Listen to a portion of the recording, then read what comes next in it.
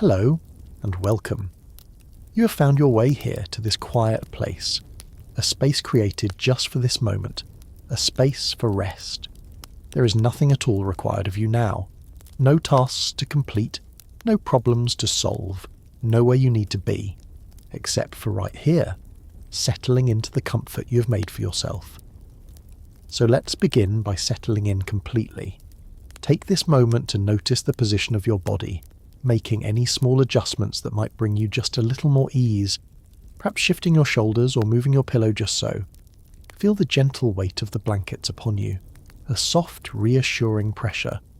Feel the surface beneath you, the mattress, the bed, rising up to meet you, to support you entirely. You do not need to hold yourself up. You can let go. And now, let us turn our attention to the breath. There is no need to change it, simply to notice it. Notice the easy rise of your chest or your abdomen as you breathe in, and the soft fall as you breathe out. It is a simple, natural rhythm that has been with you your entire life. Let's take a slow, quiet breath in together, filling your lungs without effort, and then a long, slow, sighing breath out, letting the day and all of its business begin to dissolve. Let's do that once more. A gentle breath in, calm and easy, and as you breathe out, feel your body growing heavier, softer, sinking just a little deeper into the surface beneath you. Feel the muscles in your jaw loosen. Feel your shoulders drop away from your ears. Feel your hands resting, soft and open. If thoughts should bubble up, as they often do, that is perfectly all right. There is no need to fight them. Simply acknowledge them, like clouds passing in a distant sky, and then gently return your focus to the sound of my voice, or to the simple, steady rhythm of your own breathing. Tonight we are going to begin a journey together. It is not a journey of grand adventure or of startling discoveries. It is a slow, quiet, meandering story, the story of time itself. We will drift back through the centuries, through the millennia, to explore humanity's long, patient, and often unconscious quest to measure the unmeasurable, to give a name and a number to a feeling that flows around us like a silent river. There is no need to follow this story too closely. There will be no test at the end. The details are not important. They are simply soft, smooth stones for you to step on as you wade out into the calm, deep waters of sleep. Allow my voice to be a gentle anchor, a quiet hum in the background of your mind as you begin to drift. Let the story simply wash over you, a gentle tide pulling you out towards a peaceful horizon. Before there were clocks, before the invention of the gear or the spring, before the calendar was ever carved into stone or written on papyrus, there was time. It has always been here. An invisible and silent ocean upon which all of existence floats. For the earliest people, there was no need to capture it or to count it. They simply lived within its currents, sensing its ebbs and flows as intuitively as they sensed the coming of the rain or the turning of the wind. Their first clock, their only clock, was the sky. It was a timekeeper of unimaginable scale and perfect consistency. Imagine for a moment a world lit only by the great celestial lamps of the sun, the moon, and the distant stars. Time was not a straight line, racing from one point to another. It was a great turning wheel, and life was a quiet dance, performed in harmony with its majestic rotation. The most fundamental gear in this great celestial clock was, of course, the sun. Its daily journey was the first and most important measurement of a day. The sunrise was not an abrupt event, but a slow, sacred ceremony. It began not with light, but with a subtle change in the deep darkness of the pre-dawn sky, a shift from true black to a faint deep indigo. This was the first hint. Then, along the eastern horizon, a thin, pale line would appear, a mere whisper of colour. Over many minutes this line would soften and widen, bleeding upwards into the darkness, turning from pale grey to soft violet, then to a deep bruised purple, blushed with the first touches of rose and orange. The air itself would seem to change, growing cooler and thinner just before the dawn, and then the first brilliant point of the sun itself would breach the horizon. It would not jump into the sky, but would rise with an immense and steady slowness, as if being lifted from below. First a sliver, then a brilliant burning arc, pouring its golden light across the land. It was a process of gentle awakening. The world did not switch on. It slowly, gracefully faded in. And as the sun arced across the vast blue canvas of the sky, it pulled the shadows along behind it. Imagine a single, great standing stone in an open field, placed there by forgotten ancestors. Or perhaps just an ancient gnarled tree, standing alone on a hillside. These were the first hour hands drawn by the light itself. The shadow of the stone would be born in the west as the sun rose in the east.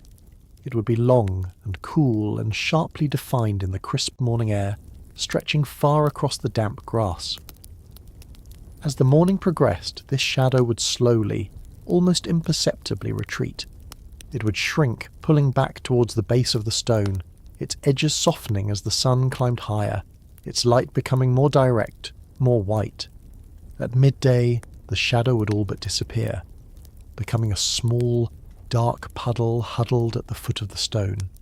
This was the point of balance, the moment of stillness in the day, marked by the shortest shadow and the greatest warmth. Then, as the afternoon began its long, unhurried descent, the shadow would be reborn, emerging now on the eastern side of the stone. It would begin its journey again, stretching out minute by minute, inch by inch. No longer sharp and crisp like the morning shadow, the afternoon shadow often seemed softer, its edges more hazy, coloured by the warmer, more golden light of the late day.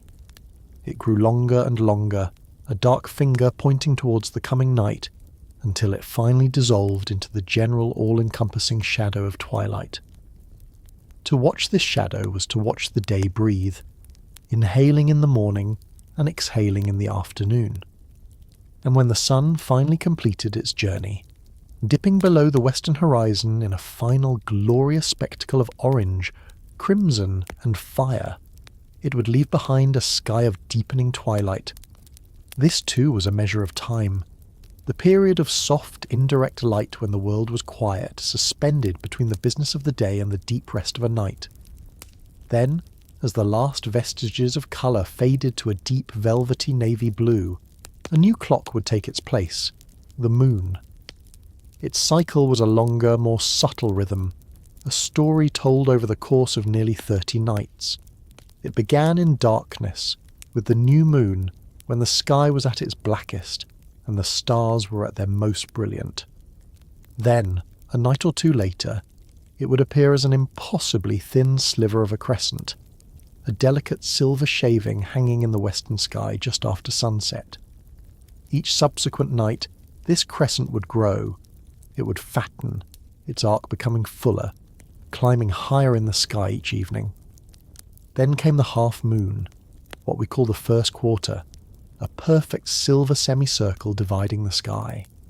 It would continue its journey, becoming a waxing gibbous, a shape like a celestial egg, bright and heavy in the sky, until, finally, the cycle reached its peak with the full moon.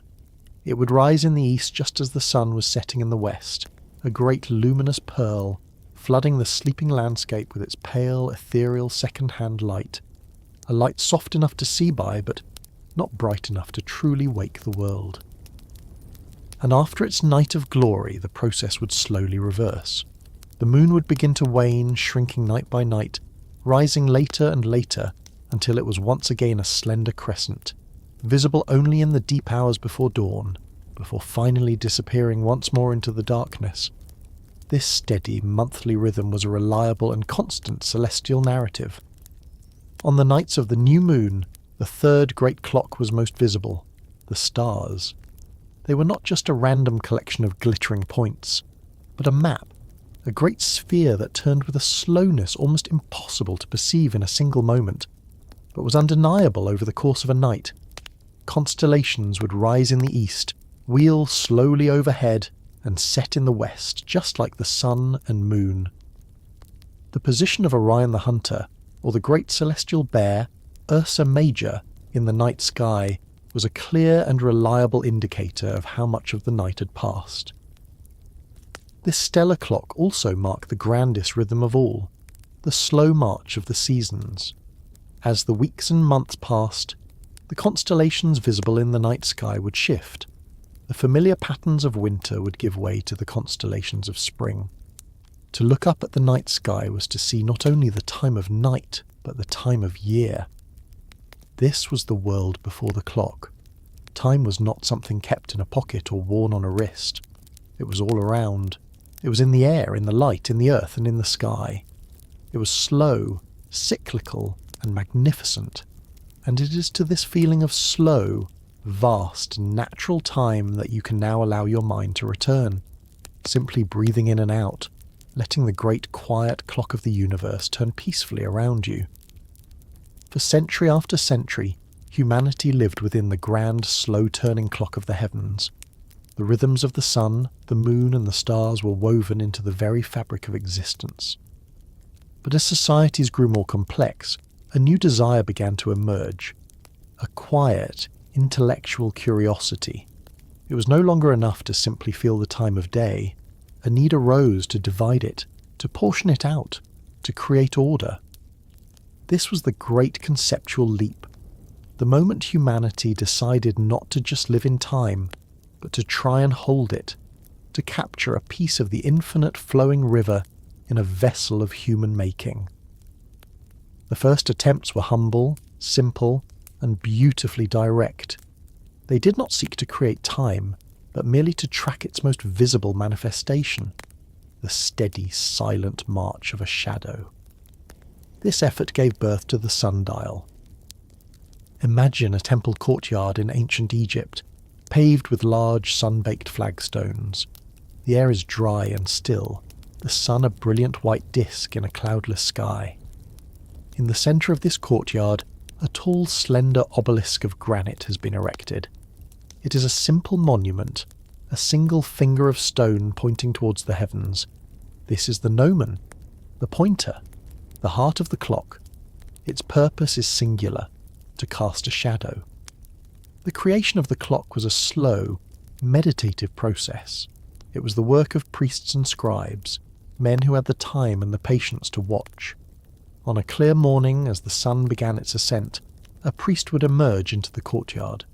He would watch as the long shadow of the obelisk, a deep, cool black against the warm stone, began to shrink. At a particular point, a moment deemed important, perhaps the designated start of the temple's morning rituals, he would kneel. With a simple, sharp tool, he would meticulously scratch a mark into the flagstone at the very tip of the shadow, a single, straight line. An hour, or some other designated portion of the day, would pass. The sun would climb higher, and the shadow would retreat further. The priest would return, and again he would kneel in the silent heat and make another mark, and so it would continue throughout the long, slow arc of the day. A series of clean, permanent lines carved into the stone, each one a memory of a specific moment, a fossil of a shadow. This process would be repeated day after day, week after week, to confirm the marks, to refine them. The clock was not built in a workshop. It was drawn onto the earth by the sun itself, with human hands acting as the patient scribe. The hours these first sundials marked were not the equal, 60-minute hours we know today. They were seasonal hours. The period of daylight, from sunrise to sunset, was divided into 12 equal portions. This meant that an hour in the long, sun-drenched days of summer was a much longer span of time than an hour in the brief, fleeting daylight of winter. The clock's time was elastic, stretching and shrinking with the seasons. A summer hour was long and lazy, full of warmth and light. A winter hour was short, grey and precious. Time was still tied to the living rhythm of the earth. It had not yet been fully detached and made uniform. As understanding grew, so did the complexity of the sundial. In the thoughtful world of ancient Greece and the pragmatic world of Rome, new forms emerged. Craftsmen created portable sundials, small enough to be carried. They developed dials that could account for the seasonal shift of the sun's path. One of the most elegant of these was the hemispherium. Imagine a block of stone or wood. Into its surface, a perfect hemisphere, a bowl shape, has been carefully hollowed out and polished smooth. From the top edge of the bowl, a thin metal rod, the gnomon, extends out over the centre. At the very tip of this rod is a small bead. As the sun moves across the sky, it is the shadow of this tiny bead that becomes the clock hand, tracing a slow, curved path along the concave inner surface of the bowl. The carving of the lines inside this bowl was a work of immense skill and patience. There would be a series of curved lines running from east to west, representing the different paths the sun's shadow would take during different seasons, one for the winter solstice, one for the summer solstice, and one for the equinoxes. Crossing these were other lines, dividing the day into those 12 unequal hours. To read the time, one would look at where the tiny shadow of the bead fell upon this intricate web of incised lines. It was a beautiful sculptural object, a miniature model of the heavens. And yet, for all its quiet ingenuity, the sundial was a creature of the light. It had a profound and beautiful limitation. On a day of thick grey clouds, the sundial was useless. The shadow would vanish, its sharp edges blurring into a soft, diffuse light that could not be read. On such a day, time would return to its ancient state, a feeling, not a measurement. The sundial taught a lesson in humility. It worked only when the heavens consented, and every single day it performed its most gentle failure. In the late afternoon, as the sun sank towards the horizon, the shadow of the gnomon would stretch out, growing longer and fainter, its edges becoming fuzzy and indistinct, until it finally melted away completely into the universal shadow of twilight. The sundial would fall silent. Through the long dark hours of the night, it was just a piece of stone, a silent monument, waiting patiently for the return of the sun to give it a voice once more. This stillness of the night, the inability of the sundial to speak in the darkness, created a new need. For the temple priests who held vigils, for the guards who kept watch, for the philosophers who debated through the night, time could not be allowed to stop when the sun went down. A new kind of clock was needed, one that could work in darkness, one that did not rely on light, but on the patient, steady, and predictable movement of another of the ancient elements, water. This was the birth of the clepsydra, a name that comes from the Greek words kleptine, meaning to steal, and hydra, meaning water. The water thief. The name itself is poetry, evoking a device that quietly steals time from the night, drop by drop. The water clock had given humanity a way to measure the darkness, to track the quiet, lonely hours of the night with a patient, steady drip. For centuries, the clepsydra and the sundial worked in partnership, one governing the day, the other governing the night. But these were not the only ways that ancient minds sought to give measure to the passing moments. In different corners of the world, other, equally ingenious methods were devised. Clocks that relied not on the shadow of the sun or the flow of water, but on another of the ancient elements, fire. These were clocks that burned, consuming their fuel source slowly and predictably, marking time with the gentle, silent force of combustion. Let us first travel to the cold, damp halls of early medieval Europe. We find ourselves in the study of a king, perhaps the great English King Alfred, or within the stone cell of a devout monk. It is deep in the night. The air is still and heavy with the chill of winter. Here a new kind of timekeeper was needed, one that could not freeze, and one that could also push back against the profound darkness. This was the age of the candle clock. Imagine first the candle itself, not the thin, delicate tapers we might know today, but a grand and substantial pillar of wax. It would be thick and heavy, crafted with care from beeswax, giving off a faint, sweet honeyed scent even when unlit. Its creation was a slow process of repeatedly dipping a long wick into a vat of melted wax, each layer adding to its girth, each one allowed to cool and harden before the next was applied. Once the candle was formed, it was transformed into a clock. A scribe or a monk with a steady hand would carefully incise a series of lines into the side of the candle, marking it at regular intervals.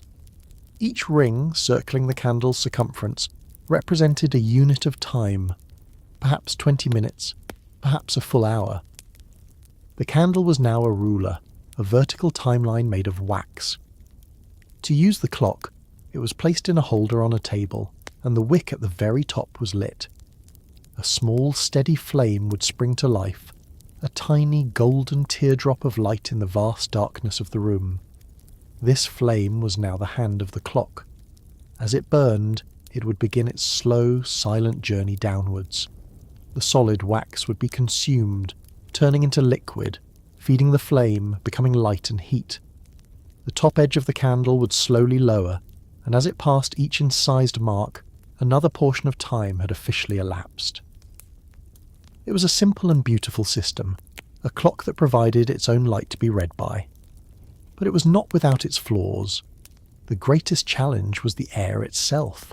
A sudden draught from a poorly sealed window or a door opening in a distant corridor could cause the flame to flicker and dance, making it burn hotter and faster.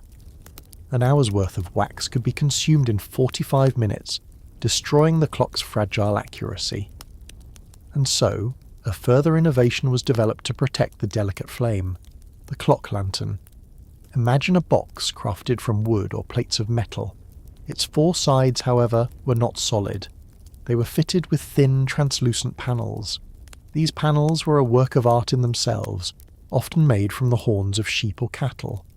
The horn would be boiled until it was soft, then pressed flat and scraped with a sharp knife, over and over, until it was planed down into a thin, smooth sheet, so thin it was almost transparent. The marked candle was placed inside this lantern, and the door was closed. Now, the flame was safe, protected from the unpredictable currents of the air. It burned in stillness. The light it cast was no longer a sharp, flickering point, but a soft, warm, diffused glow, radiating gently from the horn panels, filling the small room with a serene and steady light. Through the translucent horn, the slow, downward march of the flame could still be observed, a quiet, reliable timekeeper, burning steadily through the long, dark and silent hours of the night. Now let us leave the cold halls of Europe and travel east, to a different world, a different philosophy. We find ourselves in a quiet, paper-walled temple in China, or perhaps the serene study of a scholar in Japan. Here, time was often seen not just as something to be measured, but as something to be experienced, savoured.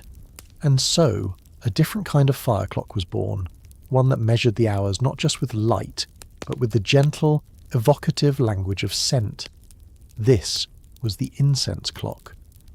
Imagine a long rectangular tray made of dark, polished wood.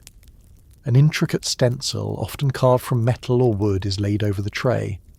The pattern of the stencil is not a straight line, but a long, meandering maze-like path designed to hold a great length of incense powder in a small space. The preparation of the clock was a meditative ritual. A special incense powder, a carefully guarded blend of ground sandalwood, agarwood, and other aromatic herbs and spices, would be gently sifted into the path of the stencil. Once the path was full, the stencil would be carefully lifted away, leaving behind a long, unbroken, serpentine trail of fragrant powder. In some of the most elaborate clocks, the blend of incense would be changed along the path. The first section might be of sandalwood for the first hour, the next a blend with notes of clove for the second hour, the next a calming lavender for the third. The passing of time would be marked by a subtle shift in the fragrance filling the room. To start the clock, a single, glowing ember from a piece of charcoal would be placed at one end of the trail. The incense would not burst into flame, but would begin to smoulder, slowly and without a sound. A single point of red-hot glow would begin its journey, creeping slowly along the powdered path at a slow, predictable rate. To watch it was to watch time itself move, a silent, crawling ember in the dim light of the room. And these clocks could have a voice, a very gentle one. At specific points along the incense trail, a fine silk thread would be laid across the path. A tiny metal bead or ball was tied to the end of each thread. As the ember silently reaches a thread and burns through it, the bead would be released, dropping onto a small metal plate or bell below. The result was not a loud clang, but a single, soft, clear ting. A delicate sound that would hang in the quiet air for a moment, a beautiful, resonant announcement that another hour had peacefully passed away. Let us return now to the fields and hillsides of Europe, to a timekeeper that required no flame, no water, no complex mechanism, a clock for the common person, for the shepherd watching his flock under the open sky. It was a personal, portable piece of the sun, known as the pillar dial, or the shepherd's dial. Imagine the object itself. It is small, simple, and rustic. A cylinder of wood or ivory, small enough to be carried in a pocket or hung from a leather thong on a belt. Carved into the side of this cylinder is a web of lines. A set of vertical lines is marked for the different months of the year, and crossing these are a series of gracefully curved diagonal lines, which represent the hours of the day. Sticking out from near the top of the cylinder is a small, simple gnomon, usually just a metal pin or a sharpened peg of wood, often set on a swivel so that it can be folded away. The use of this clock was a quiet, personal ritual, a moment of connection between the shepherd, his clock, and the sun. Standing in his field, surrounded by his quietly grazing flock, he would pull the small cylinder from his pocket. First, he would turn the lid or the top of the dial to rotate the gnomon, until it was positioned above the correct vertical line for the current month. This adjusted the clock for the time of year. Then, he would hold the dial up by its leather thong, letting it hang perfectly vertical. He would turn his own body slowly until the pillar was positioned so that the gnomon's shadow fell not to the left or the right, but straight down, a thin, dark line along the length of the cylinder. And at the very tip of that shadow, he would read the time. The point where the shadow's end landed on the web of curved hour lines would tell him, with surprising accuracy, the time of day. It was a clock that required the user to be an active participant, to align themselves with the sun and the season. It was a humble, beautiful tool, a small piece of human ingenuity that allowed a lone shepherd to find his place in the grand, silent turning of the day. For thousands of years, time had remained a fluid thing, measured by the soft edge of a shadow or the slow drip of water. It stretched in the summer and it shrank in the winter. It was the time of the farmer, the philosopher, the priest watching the night sky. It was natural and it was gentle. But as the ancient world gave way to the medieval age in Europe, a new idea of time began to take root. This idea was born not in the sun-drenched fields, but within the cold, thick stone walls of monasteries. Here, a new kind of life was being forged, a life of devotion, prayer, and rigid structure. For the Benedictine or Cistercian monk, the day was no longer simply the period between sunrise and sunset. It was a precise and sacred schedule, a divine timetable known as the liturgy of the hours. Life was divided into a series of canonical hours, 7 times a day when all work would cease, and the monks would gather in the chapel for prayer and contemplation. The names of these hours became the new rhythm of the day, a litany of purpose. There was matins, the pre-dawn prayer held in the deep, cold darkness. There was lauds, at the first light of dawn, then prime, at the start of the working day, terce in the mid-morning, sext at high noon, none in the mid-afternoon, vespers as the evening sun began to fade, and finally complin, the last prayer of the day, before retiring into the great silence of the night. This new, structured life presented a problem that the old clocks could not solve. A sundial, of course, was of no use for calling the monks to matins in the blackness before dawn, and the clepsydra, the reliable water clock of the warmer south, was a fragile thing in the harsh winters of northern Europe. Imagine a monk tasked with waking his brothers for the first prayer, entering the small cold chamber where the clepsydra is kept, only to find it silent. The water in its vessel has turned to solid ice, the clock's slow, dripping pulse frozen into stillness. A new kind of timekeeper was needed, one that was not dependent on the sun and not vulnerable to the frost, one that was strong, reliable and mechanical. And so, within the quiet, industrious walls of these monasteries, among monks who were not only scholars, but also skilled blacksmiths and carpenters, a new kind of clock began to emerge. It was not a single, brilliant invention, created in a flash of insight by a famous inventor. Its origins are anonymous, shrouded in the quiet humility of the monastic workshop. It was an evolution, a slow process of tinkering, of trial and error, of patient metalwork over many decades. It was the birth of the mechanical clock. To understand this machine, we must first understand its engine. The power came not from light or from flowing water, but from the simple, undeniable and constant pull of the earth itself, gravity. Imagine a heavy weight, perhaps a carefully selected large stone, or a leather sack filled with rocks, tied securely to a long, thick rope. This rope is then wound around a wooden drum, or a central axle. When the weight is released, gravity pulls it downwards, and its slow, inexorable descent turns the drum. This is the motive force, the tireless engine of the entire machine. But a falling weight on its own is not a clock. It would simply spin the drum and crash to the floor in a matter of seconds. The great challenge, the central secret of the mechanical clock, was to find a way to arrest this fall, to regulate it, to force the weight to descend not in a sudden rush, but in a slow, controlled, and precisely measured series of tiny steps. The device that accomplished this was called the escapement. Let us try to build one in our minds. It is a rustic, ingenious, and beautifully simple mechanism, known as the verge and foliot escapement. First, picture the gear that is turned by the falling weight. It is not like the flat gears we might imagine today. Its teeth do not point outwards, but forwards, from the face of the wheel. It looks like a crown, and so it was called the crown wheel. As the weight falls, this crown wheel wants to spin freely and quickly. Now, we must arrest its spin. Imagine a vertical rod, or a shaft, positioned so that it just engages with the teeth of this crown wheel. This rod is called the verge. Near the top of the verge, a small metal flag, or pallet, sticks out, positioned to intercept a tooth of the spinning crown wheel. Near the bottom of the verge, another pallet sticks out on the opposite side. At the very top of this verge, balanced horizontally, is a crossbar with a small weight at each end.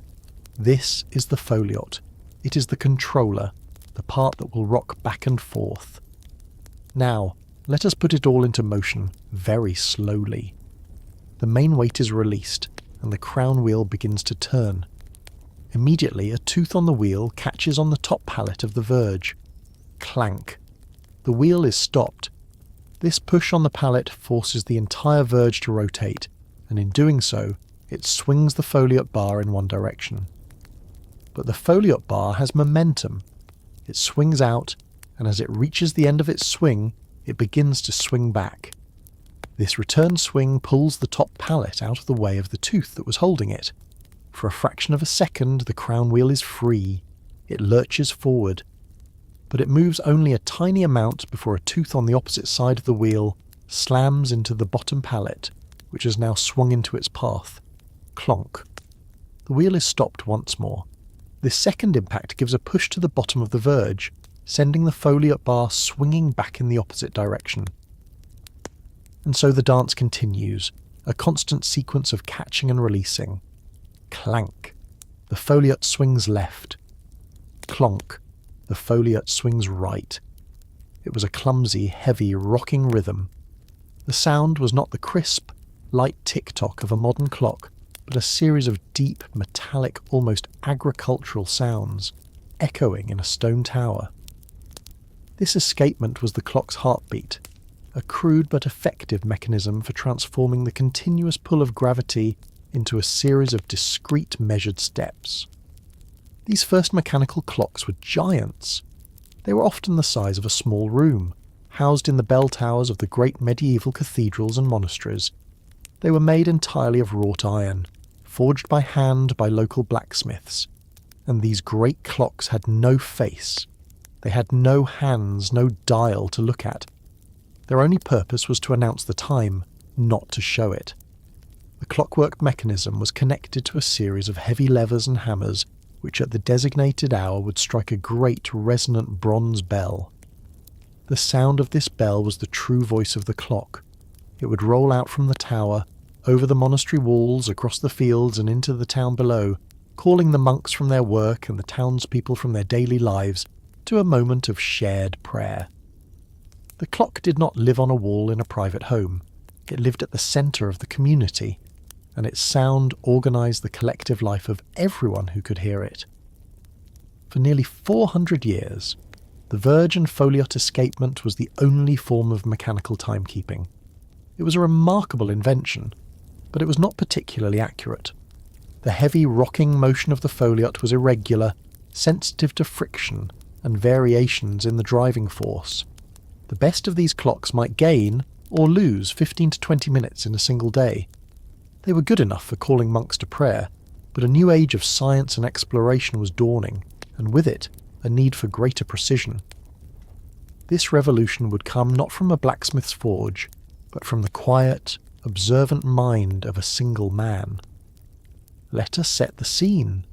We are in the great cathedral of Pisa, in Italy, in the year 1583. A young student named Galileo Galilei is sitting through a long and, for him, rather dull church service. He is restless, and his mind begins to wander. He looks up at the ceiling of the grand cathedral. High above, a large ornate bronze chandelier, an oil lamp hangs from a long chain. A custodian, in lighting the lamps, has inadvertently set the great fixture in motion. Galileo watches it. He sees it swing back and forth in a slow, wide, majestic arc. It is a hypnotic, deeply regular motion. He becomes curious. Using the steady, rhythmic pulse in his own wrist as a timer, he begins to measure the swings. He observes something extraordinary. Whether the swing is wide and powerful, just after it has been pushed, or whether it has become a series of much shorter, more subtle swings as it comes to rest, the time it takes to complete one full swing, back and forth, remains exactly the same. This was the discovery of the principle of isochronism. It was a profound insight. A pendulum, it seemed, was its own clock, with its own natural, unvarying period. Galileo knew he had stumbled upon something of immense importance, the key to a truly accurate timekeeper. He had the idea, but it would be many years later, when he was an old man, that the idea would be made real by another brilliant mind, the Dutch scientist Christian Huygens. Huygens was the first to successfully apply the pendulum to a clock mechanism. He replaced the clumsy rocking foliot bar with the elegant, steady and predictable swing of a pendulum. The escapement was redesigned, refined into a new form called the anchor escapement, which could work in harmony with the pendulum. Its job was now twofold: to translate the pendulum's swing into the rotation of the clock's hands, and to give the pendulum just a tiny gentle push on each swing, just enough to overcome the friction of the air and keep it in motion indefinitely. The effect was revolutionary. The pendulum-controlled clock was not just a little more accurate, it was orders of magnitude more accurate. A well-made verge and foliot clock might be off by 15 minutes a day. A well-made pendulum clock might be off by less than 15 seconds a day. This newfound precision changed the face of the clock, literally. For the first time, it was practical to add a third hand, the minute hand. The clock could now display time with a new level of granularity. The face of the clock became a place of calm and order, with its long, stately hour hand and its even longer, more slender minute hand. Its movement so slow as to be almost imperceptible, but a relentless and accurate marker of the passing moments. This new, accurate timekeeper soon moved from the laboratory and the observatory into the home. It took the form of the long case clock, which we now know as the grandfather clock. Imagine one now, standing tall and serene in the quiet hallway of a home. It is more than a machine. It is a piece of fine furniture. Its tall, elegant case is crafted from polished wood, perhaps a deep, warm walnut or a rich, dark mahogany. Behind a glass door in its tall trunk, you can see the heart of the clock, the long brass pendulum swinging back and forth, with a steady, reassuring and hypnotic grace. The sound of this clock filled the home. The heavy clank-clonk of the old turret clocks was replaced by a much crisper, quieter and more refined sound. A gentle, rhythmic tick, tock, tick, tock. That became the quiet heartbeat of the household, a constant comforting presence day and night. And on the hour, a series of hammers would strike tuned bells or gongs, producing a deep, resonant and often beautiful chime that would melodically announce the time, not as a harsh command, but as a gentle musical reminder of the day's serene progression. The clock had found its way home. The pendulum clock had brought a new kind of order to the world. It had settled into the quiet corners of homes, its gentle, rhythmic ticking becoming the serene heartbeat of domestic life. Time, it seemed, had been tamed. It was measured, it was predictable, it was contained within elegant wooden cases, a faithful and reassuring servant. But beyond the walls of the home, beyond the shores of the land, lay a world where time was still a wild and unsolved mystery. This was the world of the great sailing ship, the world of the open ocean. Let us transport ourselves there now. Imagine a wooden vessel, a tiny, self-contained universe of timber and canvas, afloat on an endless, undulating expanse of deep blue water.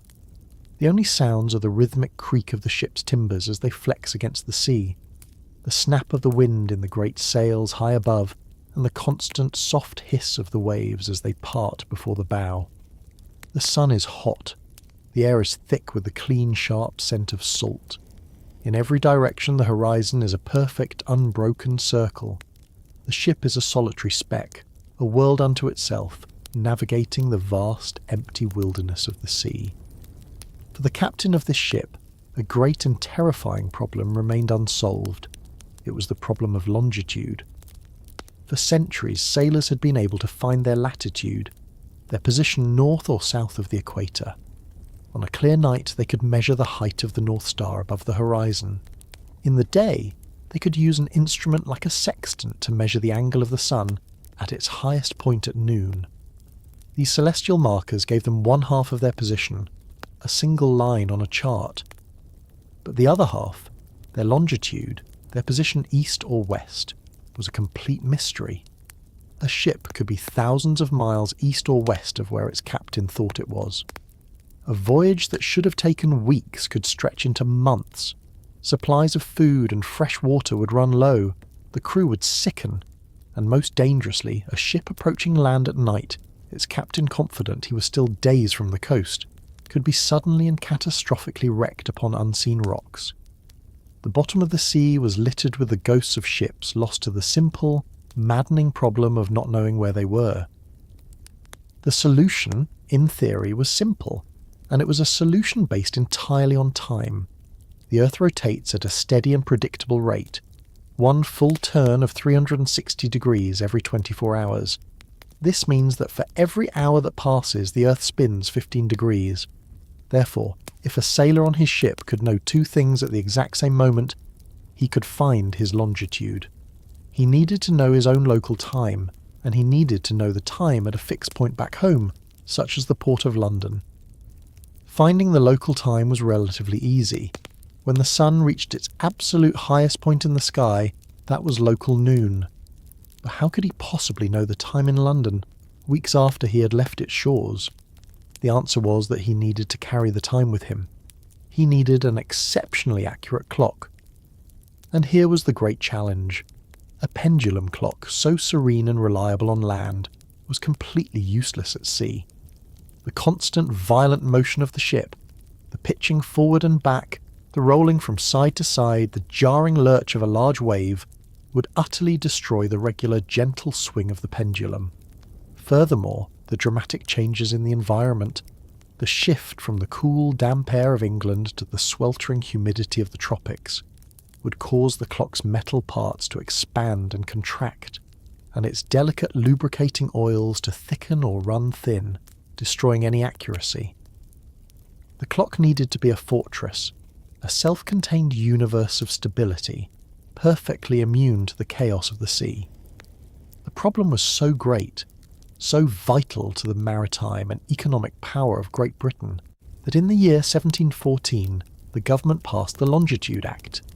It established a board of longitude and offered a vast prize, a fortune equivalent to many millions of dollars today, to anyone who could invent a practical and reliable method for determining a ship's longitude at sea. The greatest scientific minds of the age turned their attention to the problem.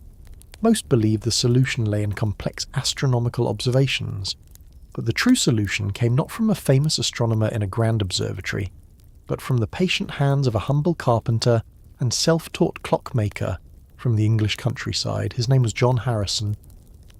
Harrison was not a man of dramatic pronouncements or flashy genius. He was a quiet, stubborn, and deeply persistent craftsman. He understood that the sea could not be tamed, and so the clock itself had to become a fortress, a self-contained universe of stability, perfectly immune to the chaos of the outside world. He devoted his entire life to this singular challenge. His first attempt, a machine we now call H1, was a masterpiece of brass and steel and wood. It was a large, heavy, intricate machine. More than just a clock, it did not use a pendulum. Instead, Harrison designed two large interconnected balance beams linked by springs. They were designed to swing in opposite directions so that when the ship rolled one way, the force on one beam was perfectly cancelled out by the equal and opposite force on the other. It was a machine that argued with itself, and in doing so found a perfect motionless centre. The sound it made was not a simple tick-tock, but a steady, complex whirring and clicking, the sound of a mechanical mind thinking. He spent years building it, and more years refining it. He then built a second, more compact and rugged version, H2, and then a third, H3, even more complex. Decades passed. Harrison worked in his quiet workshop, a man growing old, spending year after year patiently filing a gear, polishing a pivot, adjusting a spring. He was not a man in a hurry. He was a man on a slow, methodical quest for perfection. His final, successful creation, H4, was his masterpiece. After decades of building room-sized machines, his solution was a device that looked on the outside like a very large and beautiful silver pocket watch.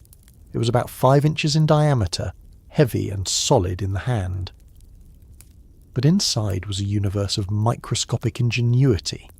It used a rapidly beating balance wheel, tiny diamond pallets to reduce friction to almost nothing, and a special bimetallic strip to compensate for temperature changes.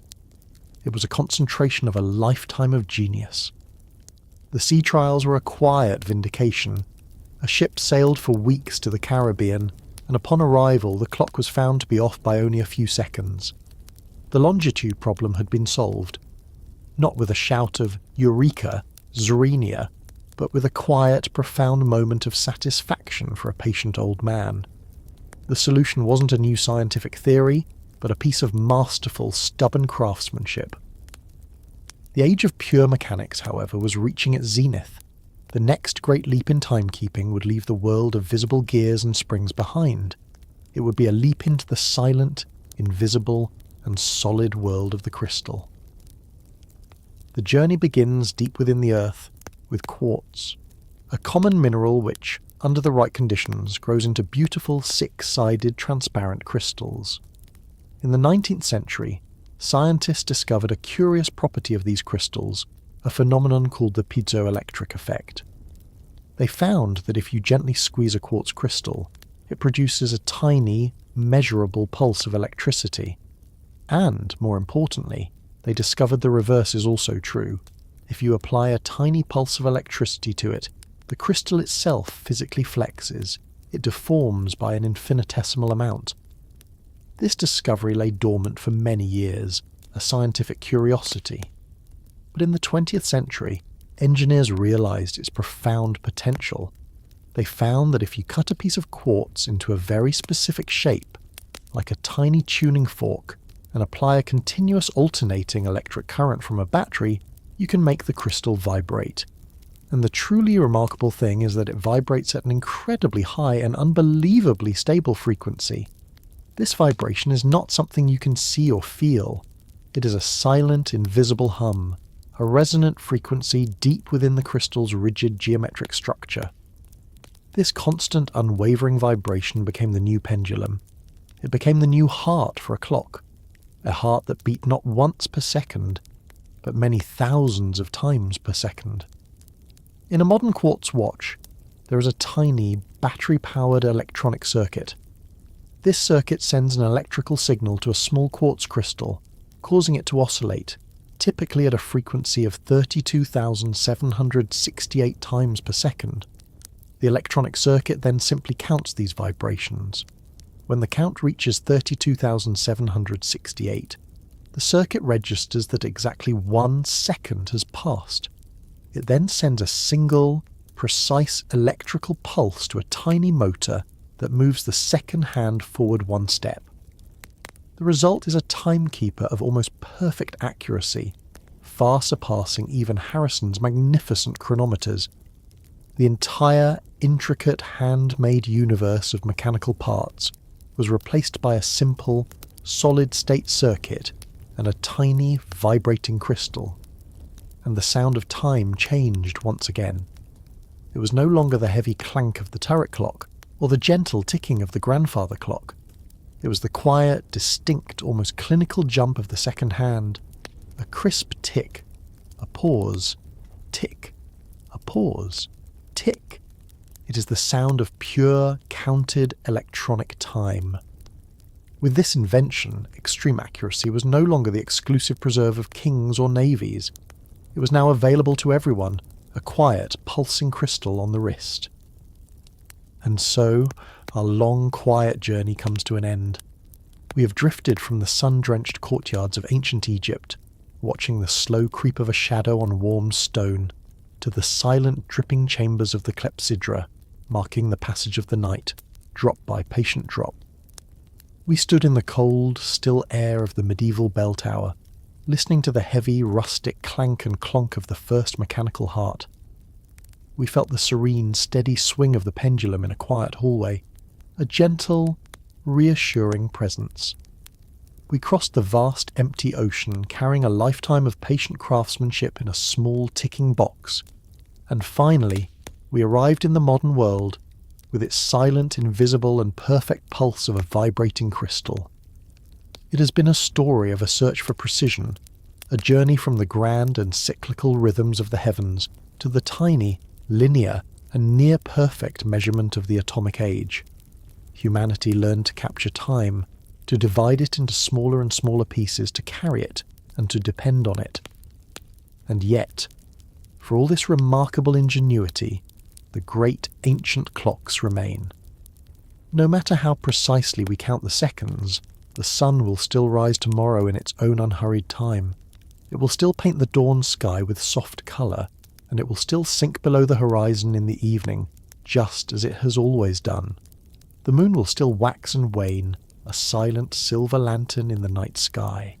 The great wheel of the constellations will continue its slow, majestic turn overhead, and the seasons will continue their gentle, unforced transformation from the quiet rest of winter to the gentle awakening of spring. These fundamental rhythms are still here.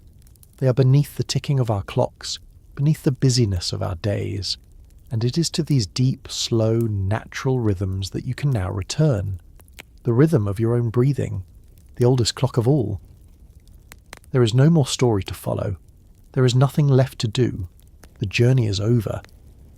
All that is left is the quiet, the steady, easy rhythm of your breath, breathing in and breathing out.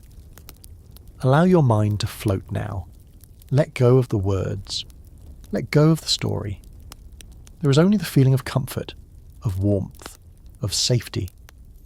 The feeling of sinking deeper and deeper into a soft and peaceful place. Letting go now, just drifting. Drifting down into a deep and wonderfully restorative sleep. Peaceful, deep sleep. You can sleep now.